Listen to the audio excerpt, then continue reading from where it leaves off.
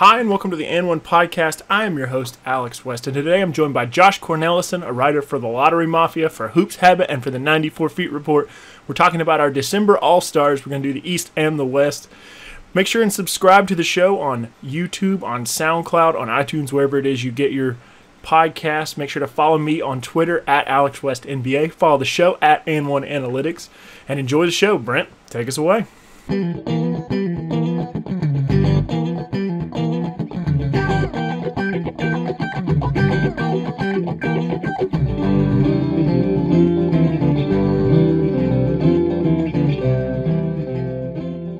So I'm joined by my guest today, Josh Cornelissen. Josh, how are you, sir?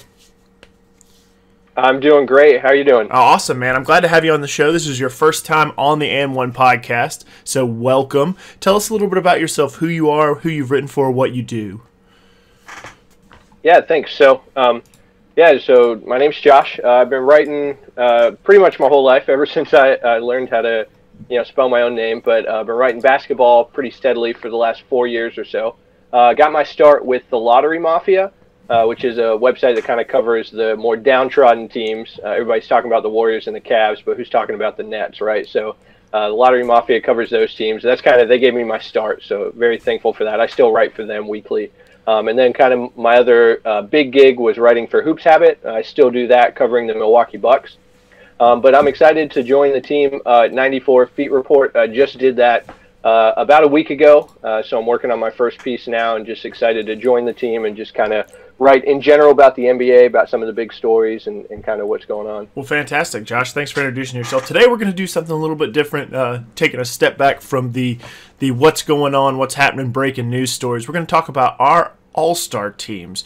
It is the first week of December, and about that time that you start getting out of the small sample size stuff and into the bigger picture. So Josh and I broke down the East and the West into all-star teams, even though the format for the game has changed this year, and it's going to be that pickup ball, backyard, captains get to select. Josh and I still broke it down by East and West, so we're going to go through our selections for you pretty quickly and just let you know who we have on the all-star team. So, Josh, why don't you give us your starters for the Eastern Conference All-Stars first? Yeah, absolutely. So I think he is the leading vote getter every year. I don't think that'll change, so he'll probably be the one to pick the teams from the East. But I think LeBron James has definitely been the best player in the East, and so he's starting for me in the front court. As well, Giannis Antetokounmpo. He's going to be starting, having a great year, another breakout year, amazingly. And then Joel Embiid would be my third starter in the front court. And assuming he stays healthy, I think he's going to be a lock to make his first All-Star game. And then the backcourt, unsurprisingly, Kyrie Irving has been incredible in Boston, is really thriving there in Brad Stevens' system. And then someone I don't think anyone would have expected prior to the season, I have Victor Oladipo, the Indiana Pacers, joining Kyrie, starting in the backcourt. All right, so flipping it over, my starting five, we actually have four of the same starting five. And I know that you said that you didn't expect Oladipo to be the consensus pick, but he is in my starting five. I've got LeBron, Al Horford, Giannis, Kyrie, and Victor Oladipo. And I'll make my argument for Horford, and then I'll let you make your case for why Embiid should be starting. I think Al Horford has been the Defensive Player of the Year this year. He's been phenomenal in the league's best defense. He has helped the Celtics jump out to this early quick start. But more than that, he's guarded everybody that you can imagine. He guarded Ben Simmons when they played the Sixers. He guarded Giannis. He guarded Dwight Howard. He's guarded LeBron from time to time in that first game. He is a guy who's multifaceted and has just been really, really fantastic. Maybe not putting up quite the numbers like Joel Embiid, but for me, I think that his impact has been really huge for the Boston Celtics. Yeah, so I'm not going to put Al Horford down in any way. He's been incredible, and I think everything you're saying about defensively and where he's been kind of everywhere on the court. He's guarding the rim. He's out on the perimeter. So I think he's doing a great job, and he definitely deserves to be on the All-Star team. But I think he has a lot of help there. You've got Jaylen Brown having a breakout season. You've got Jason Tatum leading the league in three-point percentage and one of the best rookies. And obviously Kyrie, we both have starting. So I think that Embiid is driving this Philadelphia team. He did it last year. He's doing it this year. When he's on the court, he's just something special. He's probably the league's best rim protector already in his second season. And he's also been a foul drawing machine. He's just constantly picking up fouls left and right. And so I think that offensively, he's been very important. And defensively, I think he's been right there with Horford as one of the best defensive players in the league. And so I think that, with a little bit less help in Philadelphia than Horford has, I think Embiid has been just a little bit better on his own. All right, let's talk about the guys that we agree on. Obviously, you started with LeBron. That just makes sense. LeBron's having another phenomenal season.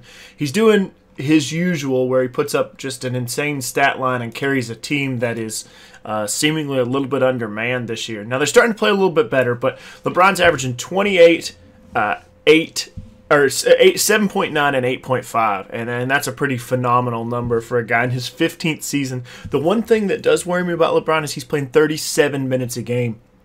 And I don't love that into the second half of the season. It doesn't really play a part in the All-Star game projection, but that's just a small thing with him that I'm not quite in love with, particularly as they try to keep his minutes down later in the year. It seems like they're going to have to play catch-up for all the minutes that he's already logged. Yeah, I think LeBron's been incredible, and honestly, there's a reasonable case we made that he's having his best season ever. His effective field goal percentage is 63%, which is by far a career high for him. He's got a sky-high usage rate, but he's hitting shots. And then something that I think one of the narratives, that goes on is that Kyrie is killing it in the clutch, and he has been incredible. But he's only fifth in the league in fourth quarter scoring. LeBron, by far, is number one. He has put this team on his back, and a couple weeks ago, Cleveland looked like they were dead in the water, and we were asking, are they even going to host a playoff series? Now they're second in the East. They're on a long win streak, and LeBron has just been incredible. So I think he's putting together one of the best seasons he's ever had, which for a guy at 33 years old is just incredible. He just keeps on going. He keeps on getting better. And he definitely deserves to start in the All-Star game. Absolutely. So the other forward spot, we both had Giannis Antetokounmpo, who started out with that early MVP buzz that's cooled off a little bit. Milwaukee was hot to start with. They've kind of leveled off. They are 12-10 now, which is not quite what you'd expect them to be at. But Giannis is still having a fantastic year. He's averaging 29 points a game, 10.2 rebounds, 4.5 assists, and 1.7 steals and 1.7 blocks. So he's having one of those all-around years that's just so impressive for a guy who can do a little bit of everything on the court. Yeah, absolutely. And he's been scoring at a kind of a much higher level even than he did last year in his first breakout season, if you will. He is just putting up points. He's filling the stat sheet. And he's helping out in defense a lot as well. He's got a very high steal rate. His long arms, he's just deflecting passes. And then another thing that kind of goes underrated, we talked about it a couple years ago, this point Giannis thing, but he is really setting up his teammates really well. And so kind of Milwaukee, they run a lot of things right through Giannis, and even when he's doubled, he's then finding other players. We talked about kind of with LeBron, the concern with how many minutes he was playing. Giannis is actually first in the league in minutes per game. And so he's young. Maybe he can sustain that. But trying to find a balance now that Bledsoe's there, Middleton, maybe when Jabari Parker comes back, is going to be important for him. But I don't think it's really going to hurt his numbers because he's really filling it up. The last stat on Giannis is he's third in the league in free throw attempts. And he's kind of figured out in this his fifth season how to really draw fouls and get to the line, and that's something I think that's really going to help him just win even more games and become even a better player. Sort of off topic here, but something I just want to touch on briefly with Giannis and the Bucks is Jason Kidd makes some really strange decisions. There was a big one that people were sort of talking about on NBA Twitter where they were blitzing Ricky Rubio out of the pick and roll. So they were blitzing him really high in a situation where the guy's not a shooter and people usually go under. That is sort of a developing trend with Jason Kidd, and I think that's something that we're going to want to keep an eye on here in the middle part of the season because this is a very talented roster, particularly as they get into the time where they might add back Jabari Parker, and I think that they may be looking for another coach if things stay in this 500 range, but I'm not quite sure how that's going to shape up, but I did want to make note of that because it is something to keep an eye on. Yeah, I think that's been first a praise of kids, and now it's becoming almost a negative. It's his hyper-aggressive scheme. Kevin Arnovitz had a great profile before the season about how Kidd wants two guys there, long arms, limbs, hands moving in the face of the player with the ball to try to make it so he can't make an on-target pass.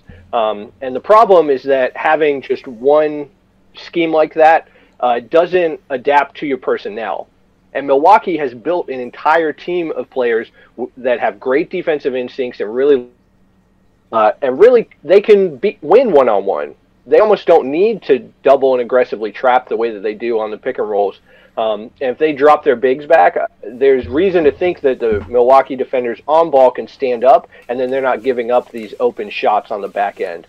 And a trend after that Utah game, Milwaukee's actually won 3 in a row, and they were the synergy stats actually show that they're dropping their big back a little bit further in those last 3 games. Now, that could have been just a small sample size thing, but if that continues, that could show Kidd finally adapting to his personnel and kind of the changing league in a way that might help him save his job. That's a really interesting stat. I'm glad you brought that up. They do seem to be playing a little bit better. They dropped a game to Boston 2 nights ago, but they do seem to be playing a little bit better, and that's a team I really want to follow because they, as I said, they are so talented, but there's a lot on the line for them to be able to develop this roster together. The next All-Star, I think this is the surprise of the group, or at least you and I seem to think that it would be, independently of one another, and then when we got together, maybe it wasn't. But Victor Oladipo traded from the Oklahoma City Thunder to the Indianapolis Pacers, and the Indiana Pacers. I don't know why I was going to say Indianapolis like the Colts, but he plays for the Pacers this year, and he's having one of those breakout seasons that we did not know he was capable of. He's averaging 23 points a game, 5 rebounds, 4 assists, and he looks like the go-to guy in the clutch for the Indiana Pacers. Yeah, his usage rate is sky high. He's 30.5% usage, which would be 98th percentile among all wings. He has become like the alpha and the omega for Indiana, and apparently that's working out for him. So his efficiency is way up, his assist percentage is way up, his turnovers have only gone up marginally despite the huge increase in usage. He's really thriving as the guy in Indiana, and as much as Nate McMillan seemed to be a mess of a coach last year, you've got to give him credit for how he's integrated guys like Oladipo, Bogdanovic, Sabonis, and Indiana is playing really well and is above 500. And Oladipo has been their best player, and he really has been one of the 2 best guards in the East, which I don't think anybody was expecting when we were all just making fun of Indiana for the Paul George trade. Yeah, no. Right now, yeah, the Thunder are struggling, and the Pacers look great. Yeah, that return was the thing that we all knocked early in the summer when that trade went down, and now, boy, Kevin Pritchard really looks like he knows what he's doing, getting a hold of Victor Oladipo and Sabonis, both of whom have been breakout players. Let's go to the last starter, my guy right here, Kyrie Irving. I want to talk about Kyrie for a minute. I was not a Kyrie Irving fan when the trade happened. I'm a big Boston Celtics fan. People who listen to the podcast know that. Wasn't a big fan of him, but I definitely understood his value. But now that I've watched him, and I've probably watched, of the 25 Celtics games, I've probably watched 23 of them. I very much understand how difficult he is to guard at the rim and how well he gets to the spot that he wants to get to. And he's done both of those things fantastically. I think he has a much better, well-rounded supporting cast in Boston, and I think that's kind of unlocked some things for him. He's averaging 23.5 points a game, 3.2 rebounds, 5.0 assists, and he's shooting 48% from the field, 38% from 3, and 86% from the line. So Kyrie's having a really great year, like he didn't even miss a beat despite switching teams in the Eastern Conference. Yeah, I think what we're seeing with Kyrie is how much he's thriving with an actual offensive system in place.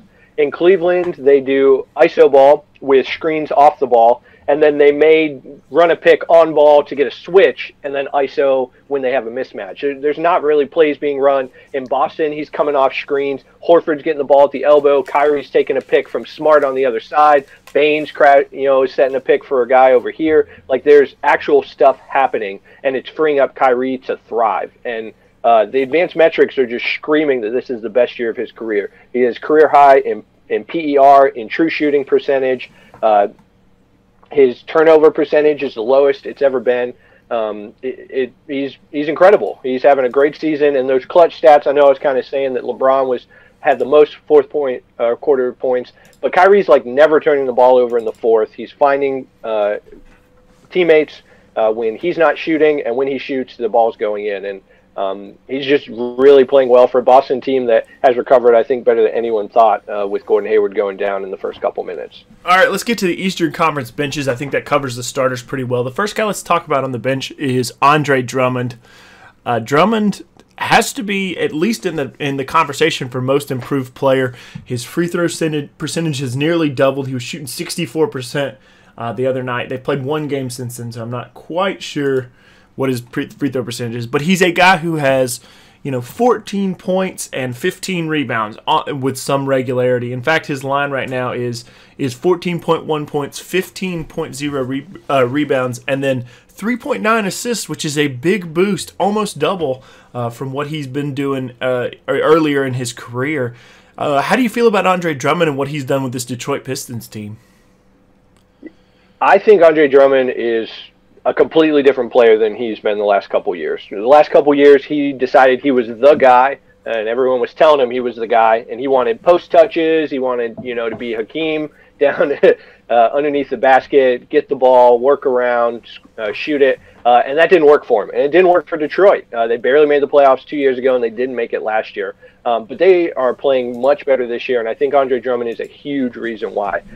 Stan Van Gundy has got Drummond playing at the elbow instead of down in the post. And what that's doing is it's freeing up baseline movement, so screens coming off, so shooters are coming out to the edges, and then Drummond's finding them. You mentioned his assists being really 3 times what they've ever been. His assist percentage is 17.4%. So when he's on the floor, about a fifth of the Pistons' baskets are assisted by Drummond, which is more than 3 times anything he's done before. He's still an excellent rebounder, and now he's shooting more efficiently. 74% of his shots are coming at the rim.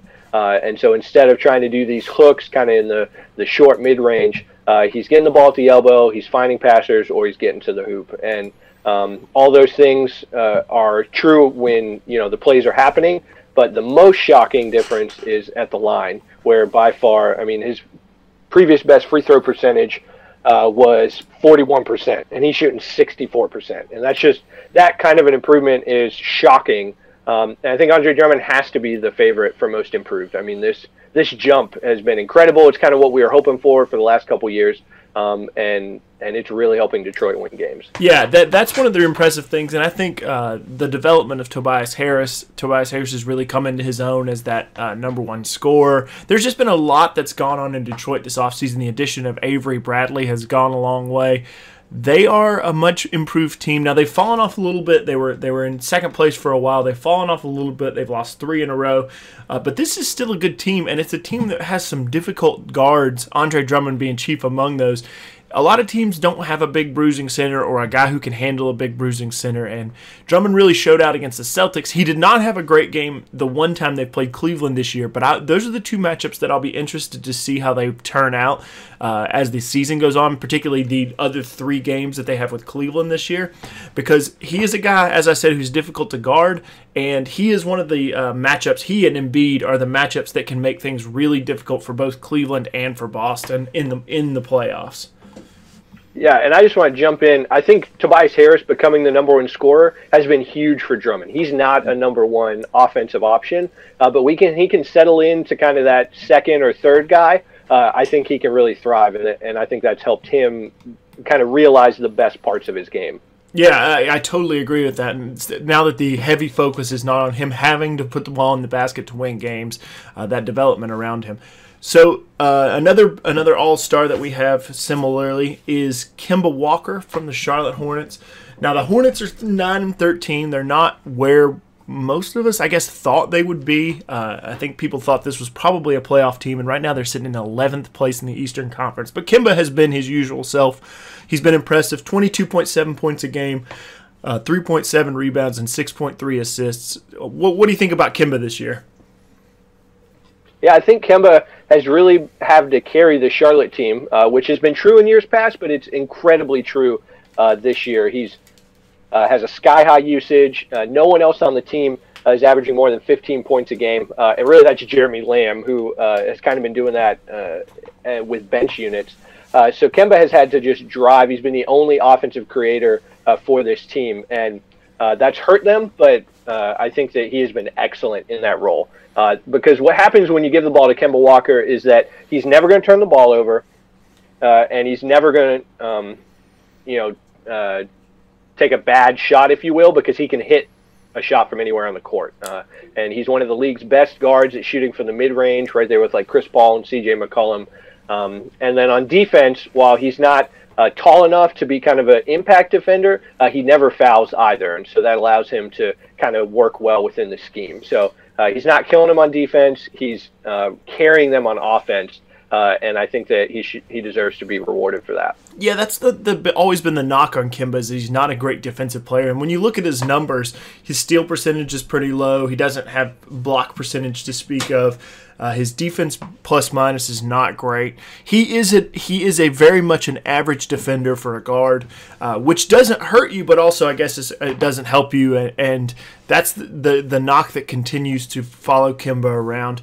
And this roster, you could, I guess, theoretically think that it is designed to address that, but I just don't really see, beyond Kid Gilchrist, who becomes an offensive liability late in games, I don't see those wing defenders that they need to kind of conceal the defensive shortcomings of Kemba Walker. And I think that's been the real problem with the Charlotte Hornets for about the past 4 or 5 seasons, is they have a flawed roster construction, and they continue to pursue players past their prime or cast-offs, or just making other weird decisions. And maybe that's because those are the players that they have to get, because it's not a big market and it's not going to draw a lot of names. But they missed on Frank Kaminsky. I mean, Kaminsky's been fine, but they definitely should have drafted another player, probably a wing player, with the way the league's going.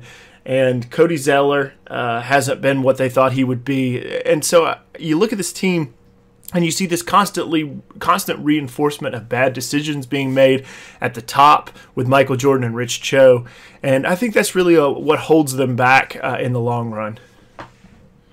Yeah, I think Charlotte can't pay the luxury tax. They're just not that kind of market. It's not something Michael Jordan and the other owners are willing to do. And so that really hinders them, because when you're in a small market and you don't have money to spend, you're really caught in a bind. And so then you have to absolutely nail the draft.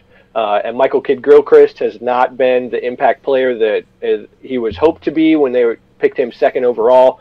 Cody Zeller has been fine, but he's not an offensive engine. He's not a defensive difference maker. He's just a good player. And you mentioned Frank Kaminsky. Whether Boston really was offering 4 first-rounders, or if they had another option there, but he has not been the player they needed him to be. And they honestly have plenty of front court players, and they need wings. And Jeremy Lamb he's been probably having his best season, but he's no great shakes there either. Batum has been injured and inconsistent, and this team really has a need for kind of a two-way impact wing, and they don't really have a path to get that unless they really bottom out this year. So Kemba has been excellent, but he's kind of by himself. Yeah, I totally agree with that. So let's move on to Ben Simmons. Now, we've talked about Embiid, and we're talking about his teammate Ben Simmons having one of those really, really standout rookie seasons that you've seen very few guys. The buzz early on was he's the best rookie since, and then insert a name here, and people got a little wild with it, saying he was the best rookie ever. But Simmons has just been seminally impressive in every aspect of the game. He makes like 3 or 4 oh my God plays every single game. He had that putback dunk against Boston where he turned around backwards. He makes flashy passes. He's just one of these players that's just fantastic. He's averaging 18 points, 9.3 rebounds, and 7.1 assists. And it looks like he and Embiid are going to guide the process into the playoffs. But the only shortcoming in Simmons' game is that he really can't shoot away from the rim. Or, well, I suppose we don't know if he can shoot away from the rim because he doesn't. And so he needs to develop a little bit more like that if he's going to continue to play at the top of the key as he's been doing. But other than that, boy, there's very little you can say about Ben Simmons that's bad. He's been incredible, and there were big question marks about his defense coming out of college because he really didn't play defense at LSU. But I think that was just a case of being on a terrible team and not wanting to be in college. because he's been really good on defense. ESPN's got their RPM stat, real plus minus, and Ben Simmons leads all point guards in defensive RPM, which is incredible because he's actually guarding point guards, even though he has the body of a 4. So Brett Brown's been playing him at the 1, and he has really stepped up. He's already got a number of triple-doubles. He's scoring 18 points a game, like you said, which is just a really great number for a rookie, but he's doing it efficiently. And the other stat that has been going around is that in NBA history, there are 4 rookies who have averaged at least 7.7 rebounds, 7 assists. Oscar Robertson, Magic Johnson, and then this season, Lonzo Ball, which barely, and Ben Simmons. So that's depending on if what happens there. I mean, that's great company with Oscar and Magic Johnson, and he's been really a complete player inside the arc. Now, of course, you have the deep shooting, but you got a number of players, Giannis, for example, who aren't shooting the 3, and they're succeeding just fine. And so that's not holding Ben Simmons back in any way.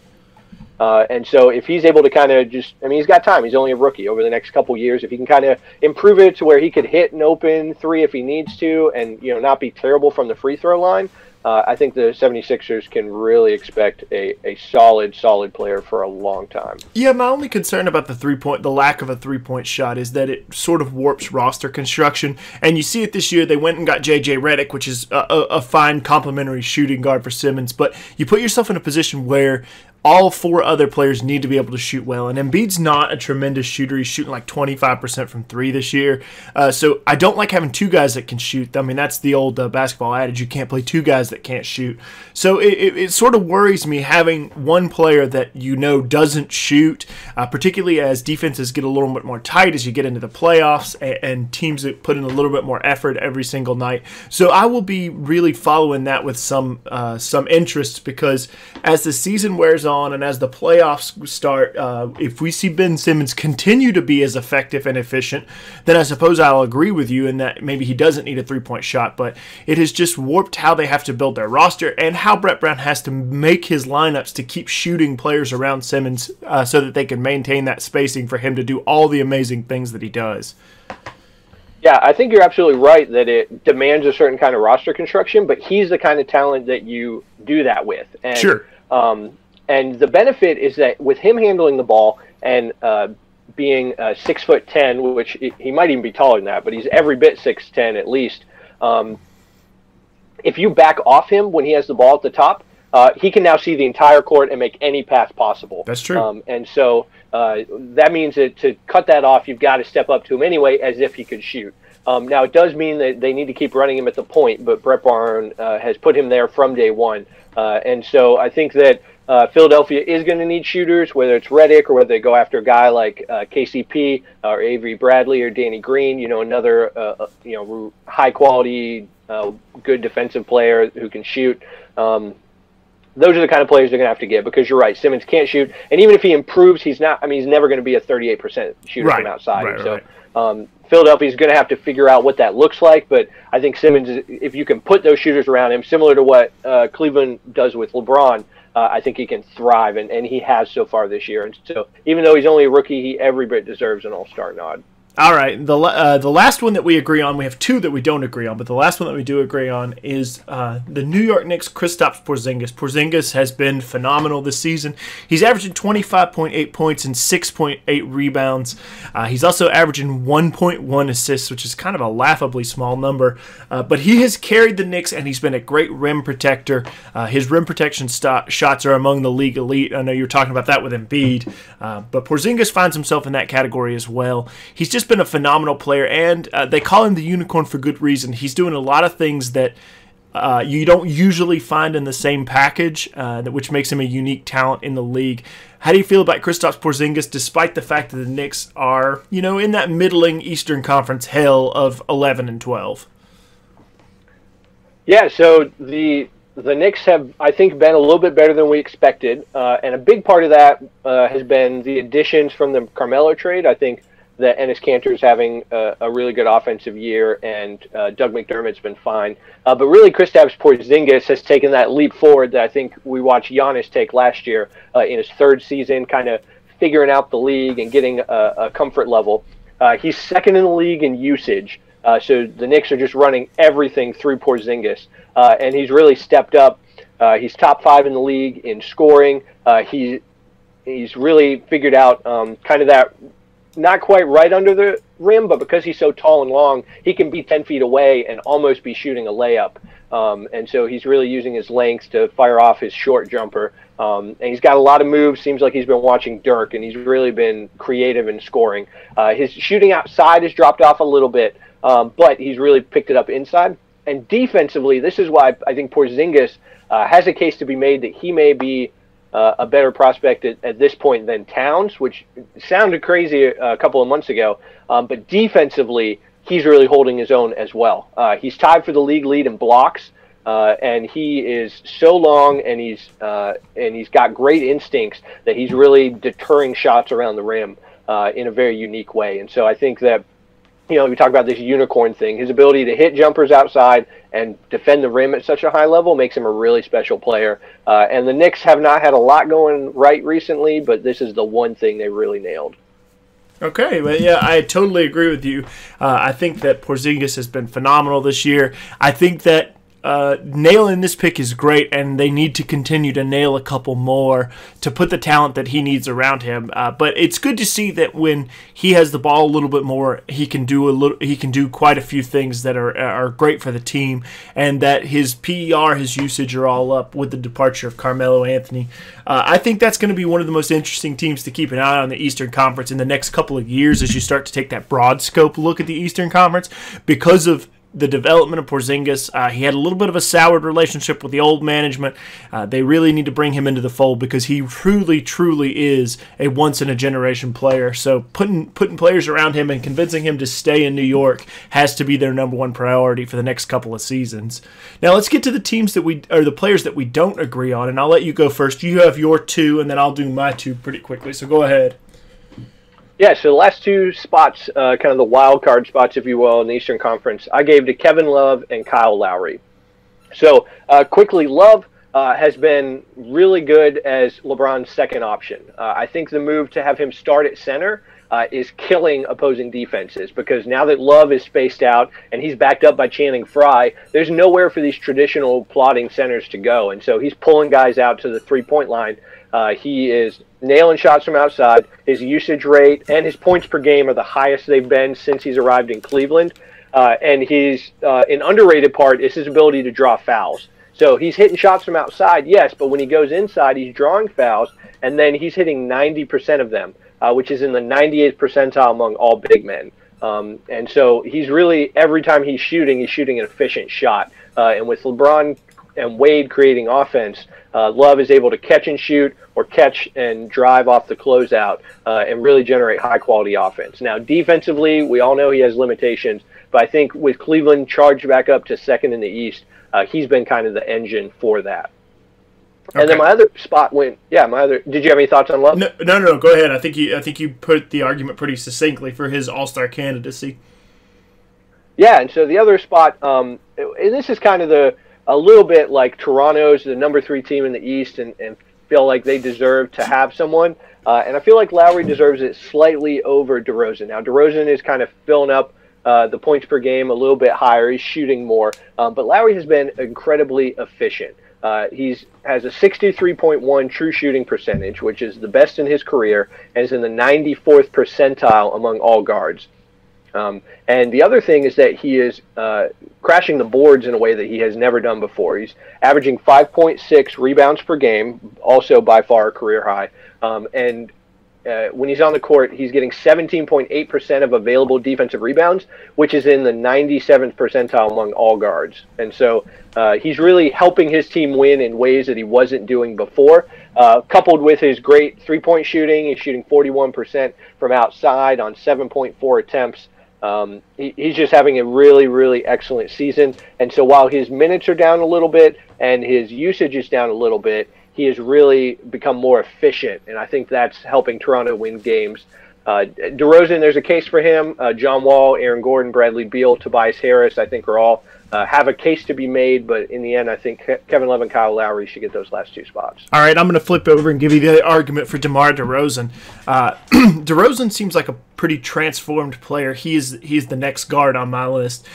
He has really cut down on his mid-range attempts. He was attempting about 10.1 per game last year. He's down to 7.3, which is still a little bit high for what you'd like to see, but he has adapted the way he scores, and he's creating for teammates more. He's averaging 4.7 assists this year. The ball seems to be zipping around in Toronto games. You know, I probably watched 6 or 7 Toronto games now, and the ball used to stick, and it doesn't anymore. And I think Dwayne Casey has to sort of be credited for that. And the other thing that I think has helped out this Toronto team, I know that's not what we're talking about, but I just want to kick this in here, is they've really cut down on the amount of minutes that they play Giannis Valanciunas and even Serge Ibaka, and they're playing a lot of smaller lineups with guys like Fred VanVleet and OG Anunoby, Norman Powell. You see these lineups with smaller guys in them and playing in the 4 and 5 spot, and I think that's created so much space for DeRozan and Lowry to be able to operate. Now, when it comes to the playoffs, they are a little bit more well prepared to deal with these rangy Cleveland and Boston teams, but I'll be interested to see how that they can stand up to it, because this has traditionally not been a great scoring team in the playoffs. They kind of get locked out. The basket has a lid on it, but I think I gave DeMar DeRozan the nod because he is still scoring at a pretty great rate. He's a 4.3 a game rebounder, and then the 4.7 assists, which has really jumped up their ball movement and just made the Raptors a better team. Now, I'm not going to fight you on the Kyle Lowry thing. I can totally see your argument, but I gave my nod to DeMar DeRozan. The other person in the Eastern Conference that I gave it to, you mentioned this person in your honorable mentions, is Aaron Gordon, who I feel like probably also has to be in the running for most improved player. They finally got rid of the small forward or power forward discussion when Serge Ibaka left, and that sort of unlocked the game for the young 22-year-old and allowed him to find his space and be comfortable operating in space. Now, he started out the season shooting 57%. He's down a little bit. He's down to about 42%. But this is still a huge improvement for what he's been doing. And I think in large part it's due to the change in his mechanics. If you watch some YouTube clips, you can see in the older, he had a hitch in the top of his shot that sort of held him up from being a really great shooter. And apparently he worked with a couple different shooting coaches this summer to find that. And those numbers are sort of reflective of that. Now, the Magic have fallen off since their beginning early season pop. But there's still a case for Aaron Gordon to be an all-star. My honorable mentions were Tobias Harris, as you said, Kyle Lowry and Kevin Love, Bradley Beal and John Wall, because there are no Wizards on either of our all-star team, and then D'Angelo Russell, who I feel like in a very small window has played really well. I would never put him on the all-star team, but I feel like he deserves to be mentioned because of the way he's played. Now, let's flip over and talk about the Western Conference. I think we have 4 of the same starters as we did in the Eastern Conference in the West. So I'll go ahead and let you start to give us your 5 Eastern Conference or Western Conference starters.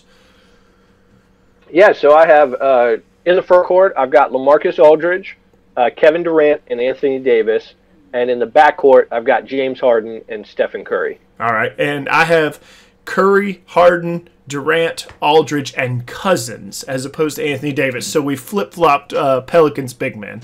So let's start about talking about James Harden.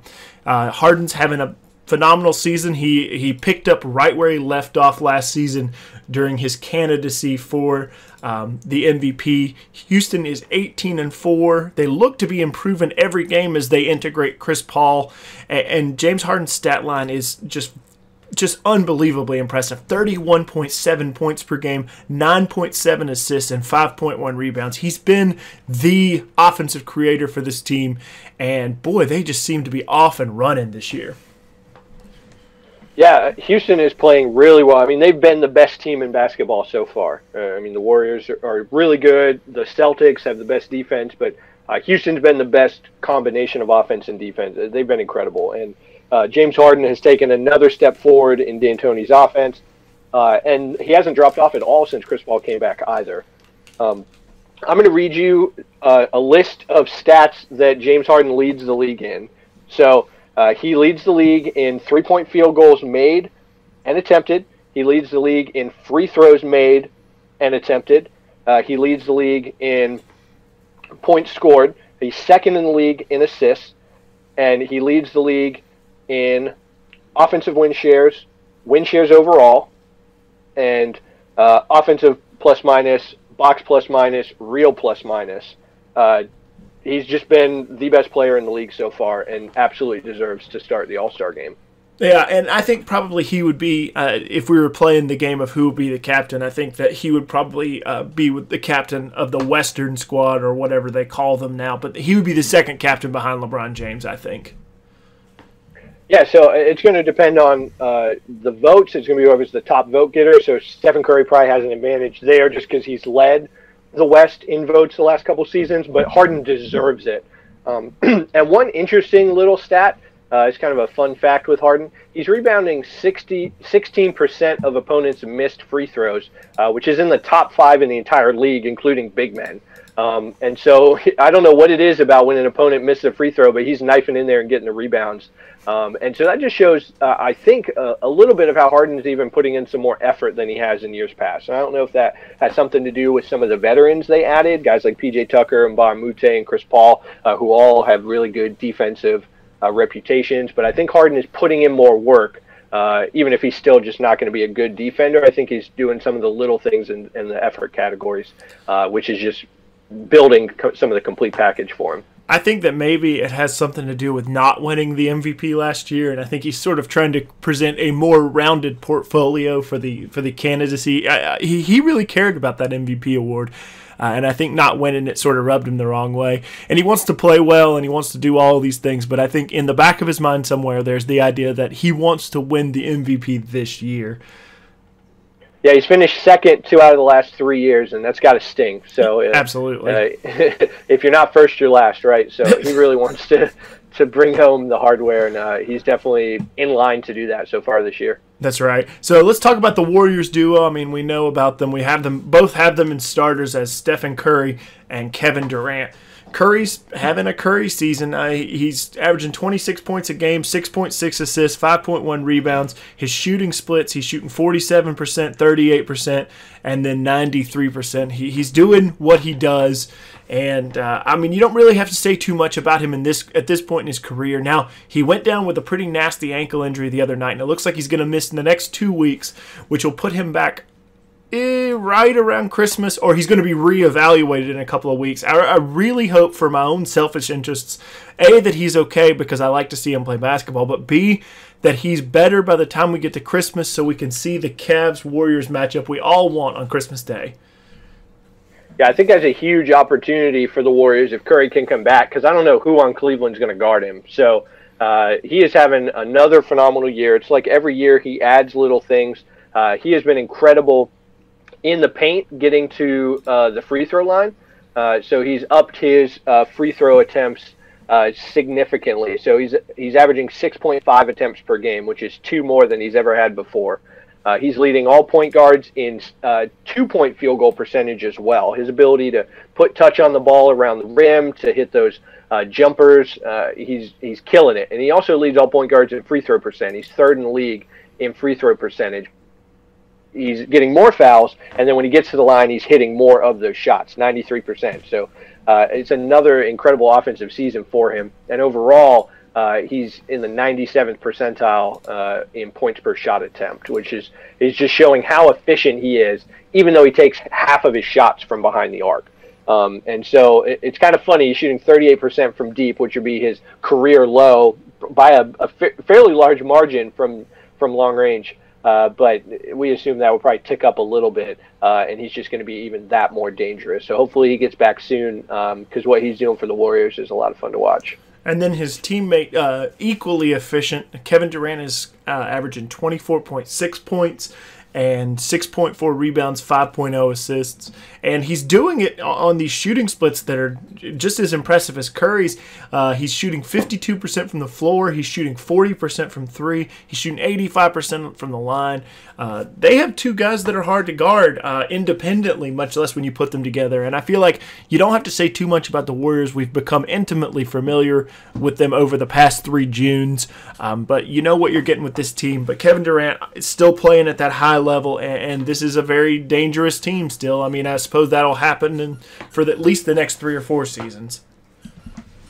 Yeah, he's been really good, and Steve Kerr got a lot of flack for saying that Kevin Durant was the best player on his team over Curry, even though Curry's got the 2 MVPs. But Durant's size just allows him to affect the game on both ends of the court. Curry is a solid team defender, and he can generate steals really well, but he can't protect the rim, and he can't make a real impact on defense the way Durant can. Durant has kind of reinvented himself as a rim protector in Golden State. I mentioned before, Kristaps Porzingis leads the league in blocks with 40. Durant is 1 behind him at 39, and that's something that he wasn't doing in Oklahoma City. And so he's averaging a career high in blocks, and he's rebounding really well, and so that's allowing him to help his team on both ends of the court. So you mentioned the efficient offense, but he's been a really good defensive player as well. All right, so the next on the forward spot, the other forward spot, we both had LaMarcus Aldridge. Kawhi Leonard has been injured for the San Antonio Spurs, and yet they just keep chugging along. It seems like a much different LaMarcus Aldridge than last year. The Spurs are 16-8. Aldridge is averaging 22, 8, and 2, which is a big departure from last season, particularly in the playoffs. He was down to 17, 7, and 1. And so he's really, really upped his game. And in a time where they needed him the most, they needed him to carry him through. They needed him to carry them through the stretch where Kawhi was going to be out. And it looks like we're in the final stages of Kawhi being ready to play. Hopefully, we'll see him sometime this week or next week. But you have to commend LaMarcus Aldridge for the job that he's done while Kawhi has been out in a Western Conference that has just been loaded this year. I mean, you know, everyone hasn't played up to potential because of injuries or whatever reason. But when you look at these rosters in the Western Conference, being 16-8, it's nothing to sneeze at. Yeah, so Aldridge is the offensive engine for the Spurs with Kawhi out, and Parker has been out for most of the season. And so, and he's really stepped up to the bat. Not only is his usage back to levels of what it was in Portland before he came to the Spurs, but he's averaging a career-high true shooting percentage because of how efficient he is and because of the three-point shot he's added. So he has already taken 39 three-pointers, which is third in his career for an entire season, and his attempts per game have doubled his career best, which was I'm sorry, he had one year in Portland where he was hitting at a similar rate. But it just shows like that he's added that to his arsenal, is hitting them at a very high number, and that's allowed him to be even more efficient, even though he's added on a much higher workload. And the other benefit is that when Aldridge takes the ball, he never turns it over, like literally never turns it over. And what that does is that the Spurs can kind of grind it out and still get efficient offense, even though they don't have a lot of offensive creation. And so he's been asked to do everything for the Spurs offense, and he's really stepped it up. And so I think he deserves the starting nod. All right, so now the fifth starter is where we depart from one another. It is interesting that we chose rival Pelicans big men. I chose DeMarcus Cousins. You chose Anthony Davis. Now I don't think there's anything wrong with either of those choices, but give me the Anthony Davis breakdown for why you think he gets the nod this year. Yeah, so Cousins has been really good at scoring the basketball. And he's getting rebounds. I mean, he's having a really good season. But Anthony Davis has been like right there in all the stats. So Cousins is averaging 25 a game. So is Davis. Cousins has 12 rebounds a game. Anthony Davis has 11. And Anthony Davis has, had a much bigger defensive impact. And I think he's been more efficient. And so it's close. I think that Cousins was probably the next guy up. I thought about starting him over Durant at times just because he's having a really good season, and that's something the Pelicans really needed. But I think that Davis has been even better. It's close, but I think that some of the things that they're doing where they're having Cousins handle the ball and Davis screen for him is opening up opportunities for Davis in rolling and pick and pop. Davis is hitting 36% from beyond the arc, which is an excellent rate for a player, but especially for someone playing a big spot. And that's really kind of opened up the Pelicans' offense. And I think Davis deserves credit for how healthy he's been. He's played in 21 games so far. And he's got, it seems like a common theme here, but he's got a career-high true shooting percentage, like so many of these players, because of how efficient he's been shooting inside and outside. And so overall, he's added 3.8 win shares, which is just kind of his how good he's been per minute times how many minutes he's played, and that's double what Cousins has done. So I think Davis is putting up the stats like Cousins, but he's also helping the team win perhaps a little bit more than Cousins. I think that's a very fair argument. My counter argument, I watched a lot of tape. I just finished a piece for NBA Math last week where I was writing about DeMarcus Cousins and Anthony Davis together. And the one thing that I kept seeing on film was how much DeMarcus Cousins was involved on the offense. Now, this is a team that doesn't have a lot of wing players. They don't have a lot of shooters. They got a decent point guard rotation, and then they have some quality players like Etuan Moore who don't really have a position. But Cousins has taken the mantle of the offensive creator, and he's doing a little bit of everything for this squad. Sometimes he's in the high post, sometimes he's in the low post. He sort of flips around, and this is a team that has a deceptive offense. They are 7th in pace this year, and they are 7th in points per game and 13th in offensive rating, which I don't think is something that we really saw from this team because we saw them a little bit log-jammed with some big guys and no guards. But Cousins has sort of adapted his game to fill the role to play that, I guess, power forward spot. I don't know. I mean, you could call him whatever you want to. Brad Stevens says there's no positions in basketball anymore. But I think Cousins has, for me, that's the big thing. And while I don't disagree with you at all, and I have Anthony Davis as the first player on my bench, I think that Cousins' offensive impact on a team that so much needed the offense from him has been a huge, huge factor in keeping this team afloat. Now, they're 12-12. They're holding on to the 8th spot in the playoffs, and it seems like Davis is a day-to-day thing. We're not quite sure what the injury is or how long it's going to keep him out. But I think Cousins is going to have to be this huge creator and this huge player for them to stay afloat. And so maybe I'm giving him a little bit of a future endorsement by making him my starter. But that's why I chose Cousins to be the last starter on the Western Conference All-Stars.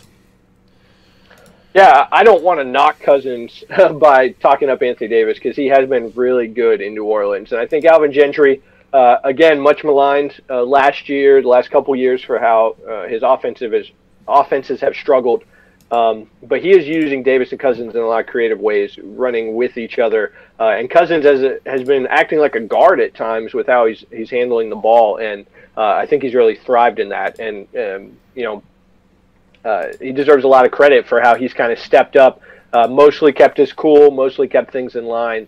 And I think that New Orleans has a lot of structural issues as a team with really only 3 good players.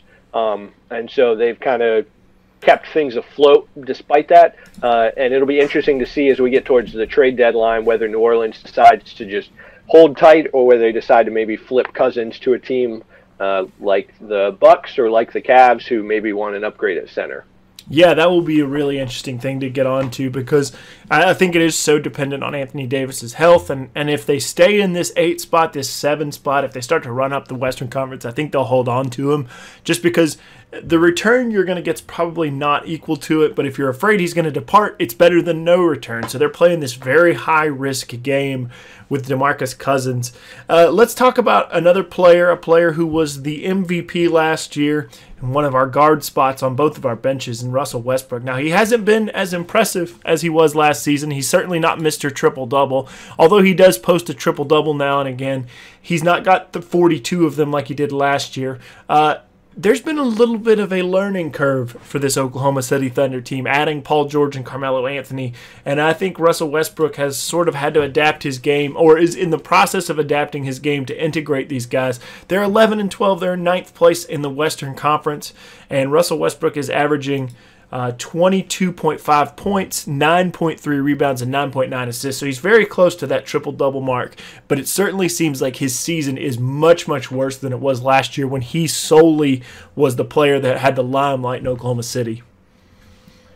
Yeah, so I think that Westbrook has been every bit the passer and every bit the rebounder that he was last year. He's still filling up those stats. His defensive rebound percentage leads all guards.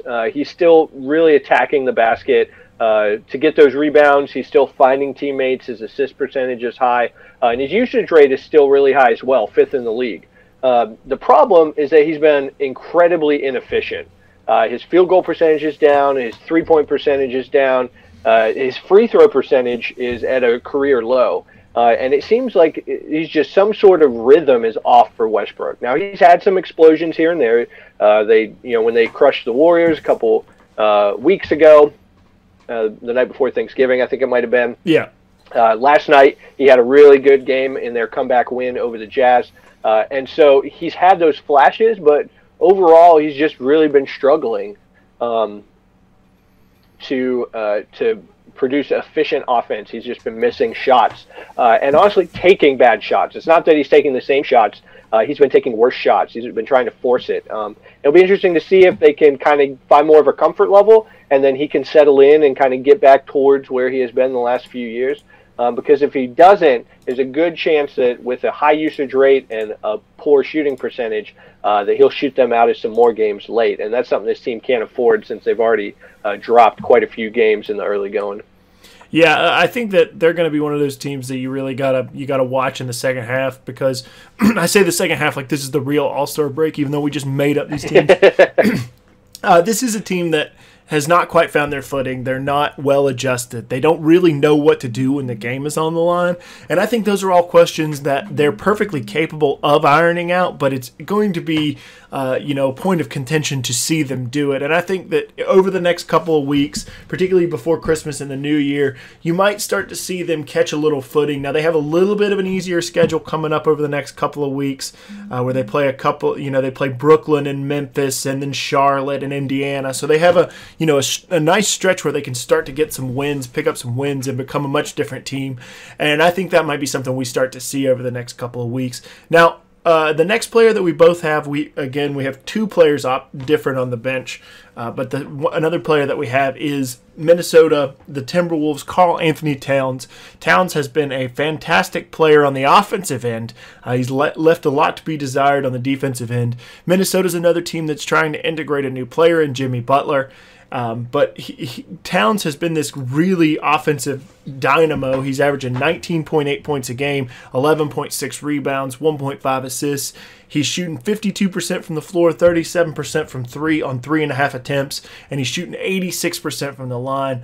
To me, there is a huge, huge hole in his game on that defensive end, and I'm not entirely sure that it's going to develop under Tom Thibodeau, even though Thibodeau is this defensive guru. That's the part that sort of concerns me, is it doesn't seem like he's quite connecting the way you'd like for him to and buying into that defensive scheme. But his production on the offensive end has just been phenomenal to watch. And for me, I think that's what earns him a spot on the Western Conference bench. Yeah, I think honestly it's close. He and Westbrook are both have some serious struggles, and I both considered leaving them off the list. But Towns ultimately made it because of that offensive versatility, his ability to score no matter who's guarding him. He's creative, he's got touch, he can shoot, he can dunk, he can drive, he can handle. He has so many talents on offense, and even though they've added Jimmy Butler, he's still putting up really good numbers. But defensively, there's a huge question mark. And so I think if we cared more about defense on the All-Star squad, that may have hurt him too much. He is just able to stop anyone. And it's weird because with Taj Gibson and Butler there, he no longer has to, guard the other team's best big man. He can guard the worst big man. And yet he's unable to do that. He's unable to guard anyone, and Minnesota has really struggled at times because of that. They may, have a good record at 14-11, but they barely have a positive plus minus, and they've had a lot of close wins, some Wiggins crazy shot bailouts, and they could easily be, 11-14, and so. The Timberwolves really got to figure out defensively how to take that step forward, and you would think Tibbs would be the one to do that, but it's probably going to start with Towns, and Towns has to take a step forward there, and if he doesn't, I think it's going to cap the ceiling on the Timberwolves and on his career. I totally agree with that. Now, the next big man we have that we agree on is Nikola Jokic. Jokic is doing his normal. He's averaging 15.5 points, 10.6 rebounds, and 4.6 assists on a team that is not quite where we want them to be at 13-10. Now, they're in fourth place in the Western Conference, but there is a log jam in the Western Conference from like 3 down. Well, from 4 down, where everybody's within about 2.5 games of each other. Jokic has not really taken off in the way that we thought he would. He's still having a fantastic season, but that injury to Paul Millsap and integrating him early on has sort of set Jokic off on a rocky path, but I still think he's recovered enough to be considered an all-star because of what he does for this team. He's the axis of the offense, and he does so much with his ability to pass in the high post and create for other players. I know that Gary Harris, who's a 14.9 point a game scorer, really benefits a lot from Jokic. What's your take on Denver's big man?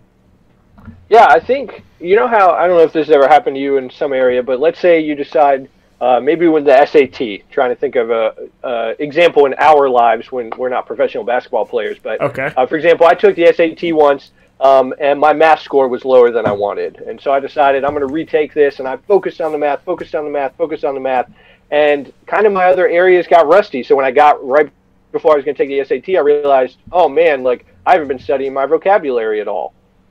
Imperfect metaphor to basketball, but I think that's almost what happened to Denver is that they focused so hard on becoming a better defensive team, which they have. They've really taken a leap forward, that they got kind of rusty. Yeah. Jokic has been a much better defensive player. He's actually 8th in the entire league in defensive RPM, which is crazy to think about because the Nuggets were a seed last year. But offensively, he's struggled. His field goal percentage is down a little bit. They've kind of just been rusty. They're not moving with the same zip. They're not, kind of have these telegraphed connections quite as much. He's still passing very well. He's 94th percentile in assist percentage. He's, averaging 4.6 assists per game. So that's still a crucial part of his game. But I think he's just kind of getting back into a rhythm. And so I fully expect him to kind of continue to gain momentum as the season goes on.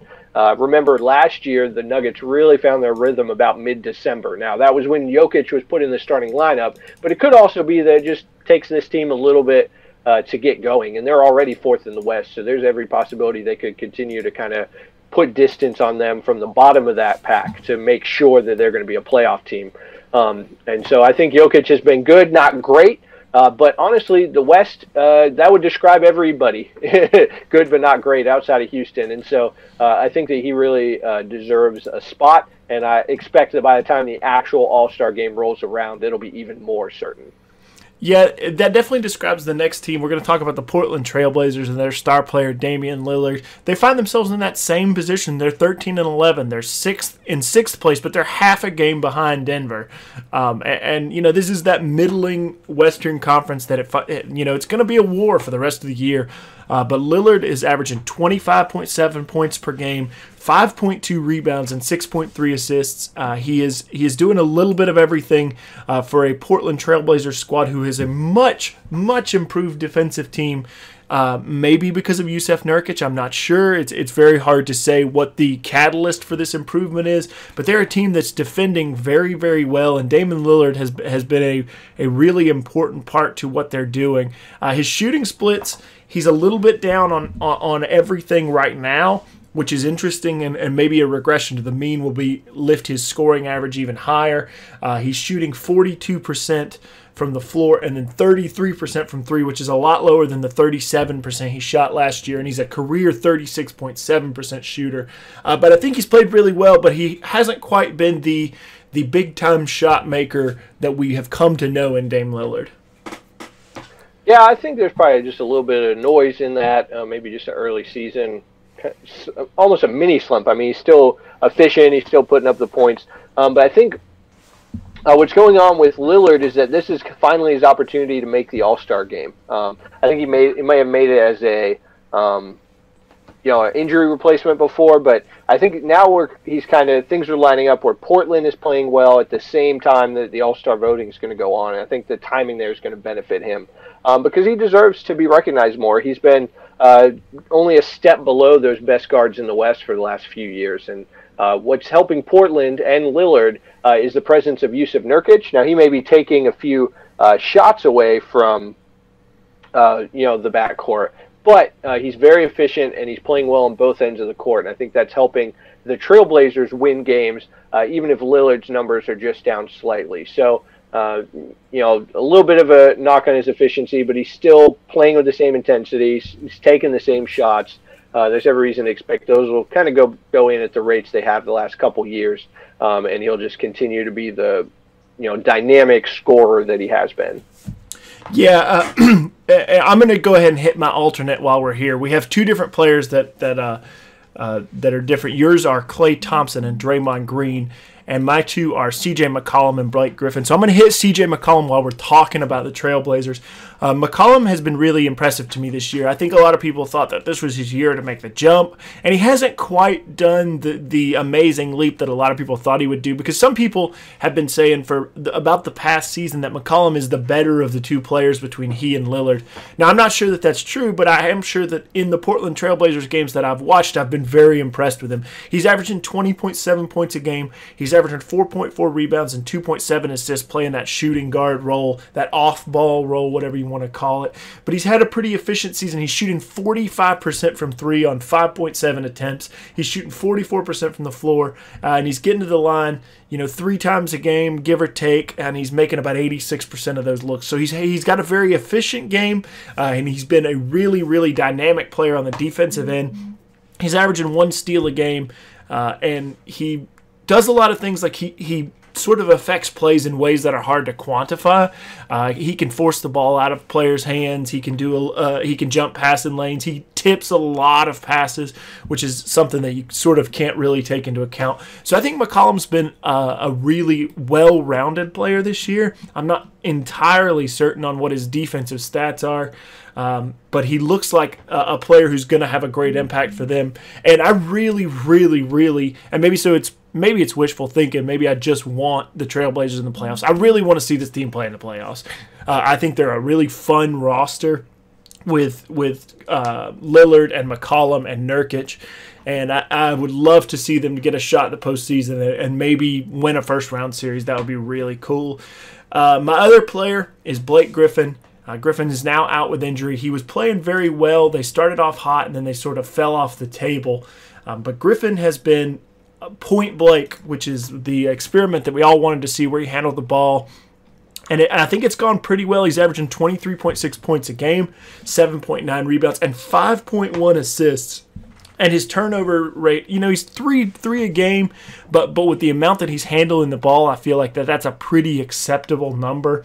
I really liked Blake Griffin in that star role, and now that the injuries have taken hold with Pat Beverly out, now that he's out, Gallinari hasn't played a lot, I feel like this whole experiment's kind of fallen apart without being given its proper due. So I threw Blake in there. I have no problem with putting the two guys that you put in there, but those are my two guys. So why don't you go ahead and give us your guys? Yeah, so I think the Warriors, they've been good. Obviously not quite as good as Houston as far as the record, but they really have star power and guys that really know their role, and Klay Thompson and Draymond Green fit that perfectly. I mean, Draymond Green defensively has continued to be excellent. He's 4th in the entire league in defensive RPM, and really first among all the other players are like offensive holes as well that are kind of right around him, 1st, 2nd, 3rd, 5th, 6th, and yet he is still helping on offense as well. He averages 7 assists per game, 7 rebounds per game, 10 points. He knows his role, like I said, and so he just unlocks things for the Warriors. The ability to put him at center really helps this team in close matchups. The ability to have him rebound and push the ball unlocks their offense. And he really gets in people's faces and forces them to defend and to play at a high level. And for a team that's probably feeling a little bit of fatigue after 3 straight finals, they need a guy like that. And I think he's helping them to keep their edge and to close out some of these games. So he's doing exactly what he's done the last few years. But I think that because of the impact he makes on defense, that deserves an all-star nod. That being said, Blake Griffin, I think, was totally deserving of a nod. It was really close for me between Draymond and Blake. What wasn't close for me, actually, is Klay. I had Klay as my 3rd guard overall because he has been hyper-efficient. He's averaging 1.25 points per shot attempt, which is in the 95th percentile of all guards. He's got a 61.6% effective field goal percentage as well, which means he's every shot he's taking is making an impact. He's second in the league in 3 points made. He's sixth in the league in 3-point percentage.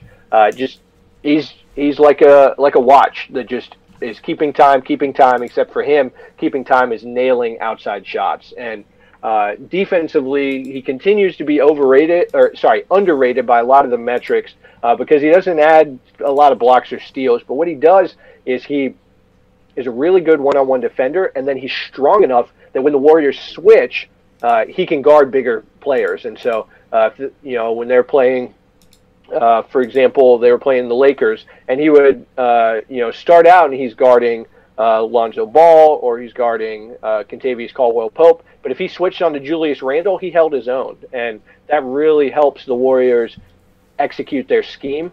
And so I think that he is a perfect fit here as like the second, third option. And it'll be interesting to see how he steps up in Steph Curry's absence. Yeah, I think he's such a player that benefits from the perfect fit. And I think that's probably why, as we get on further down the line, Klay Thompson's probably going to remain with the Warriors because you really couldn't see a niche more perfectly carved out for a guy of his skill set. He's a fine dribbler, but he's not a great dribbler. He's a guy who likes to catch and shoot. His catch and shoot numbers reflect that. And he's such a good defender in all aspects of the game, particularly in that ultra switchy scheme that we see Golden State run a lot of. I have no problem with putting Klay Thompson on the All-Star team. The only reason I went with McCollum was because I felt like he's doing a lot more than he has in years past, that maybe he's not being reflected in the wider perspective, and because maybe it's just a little wishful thinking. I really just want to see that team succeed because I think they're very fun to watch. But like I said, I have no problem with Klay Thompson and Draymond Green going on the All-Star team. I just didn't want 4 Warriors, and that basically is what it boiled down to. I understand, and I think I felt bad that Chris Paul hasn't played enough games to get on this list, but if he keeps playing anywhere near how he's playing right now, he's leading the league in assists with that small sample size, and he'll kind of reach the leaderboard once he gets a few more games. But I just one comment. You mentioned Klay, how he fits so well in the system. 98% of his 3-pointers are assisted. Yeah, and that just speaks to how this system, with their pass heavy. I mean, they had franchise record in assists a couple of weeks ago. It's just perfect for him, and he really thrives. And I think the combination of his game fitting like a glove in Golden State and his personality, where he just doesn't want to be the guy, I think it's very likely he's going to stick around in Golden State for a while. Yeah, I totally agree with that. Now, my honorable mentions for the West, I had Paul Millsap, who I held out because of injury concerns. Paul George, who hasn't quite done enough to impress me, particularly when it comes to carrying the team late in games with Russell Westbrook. I had Klay Thompson on there, like you said. I mean, you made such a great argument for Klay. And then my last honorable mention was Devin Booker, who unfortunately got injured last night, and it looked a little bit scary because it was a non-contact injury. But hopefully Book is okay. He's having a breakout season. He's a young guy. And he's a very fun player to watch, although I'm not quite sure he's as impactful as his numbers sort of show that he is. He's still a very, very fun player to watch, and those are the kind of players you want on your All-Star team. Did you have any honorable mentions for the West? No, I mean, mine kind of lined up with yours. The only exception is that somehow I want to recognize what Utah just did, where with Rudy Gobert injured, they just pulled themselves up by the bootstraps and won a bunch of games to leap right back into the playoff hunt. They're 7-3 in their last 10 games. Their point differential is actually third in the West, even though they're 13-12. The rookie Donovan Mitchell has been excellent. He scored 20+ in the last 5 games. He's been really good and unexpectedly good, I think, for a guy who is a late lottery pick. So I don't know who on the Utah Jazz, if you want to just mash together the names of Ricky Rubio and Rodney Hood and Donovan Mitchell and Derek Favors, of Utah Jazz, combination, some sort of recognition. I don't know who it would be, but I just want to give the nod to how impressive they've been. But it's been a real team effort, which makes it hard to pull one guy out. See, I got the perfect guy for you. It's Quinn Snyder. Quinn Snyder is the guy. We put him on the All-Star team. We'll throw him out there. you're totally right. Like, they've been really impressive. Mitchell's had some really great games. And if you listen to the podcast, you know I'm very high on Quinn Snyder as a coach. He and Terry Stotts are two coaches in the Western Conference that I harp on winning games. And I feel like that's something that has continued to go on, particularly in the absence of Gobert. Now he's back, and so it will be interesting to see them sort of integrate him back into the system. And I hope they continue to play well. The departure of Gordon Hayward, it really sucked for Salt Lake City. They're a great fan base. They're a great team. They're a great organization. And like I said, they have a great coach in Quinn Snyder. So there's one of those teams that you want to see succeed. And I hope very much that they can put Gobert back in and keep this nice little run that they have going. They've won 6 of their last 7. It was 6 in a row until they dropped a game last night to the Oklahoma City Thunder. But yeah, I'm gonna put Quinn Snyder in there, even though he's not the number 1 seed in the Western Conference. I'm going to make him the Western Conference coach. How about that? Sounds like a plan. All right, Josh, man, I appreciate you coming on the show. That about wraps everything up. Got our all-star team covered. Thanks for coming on and doing all kinds of prep work, sort of on short notice. I think we were like ships in the night there for a little while trying to get you on the show, but I'm very, very glad that you got on. You want to get a plug for anything in before we go? I'm nothing in particular. I'm just kind of bouncing around some ideas. There's a lot of exciting stuff going on in the league. I'll definitely have a piece up sometime later this week on the 94 Feet Report. But had a really great time and love to come back anytime. All right, man. Well, we'll definitely have you back. I'll talk to you later, okay? All right, man. Take care.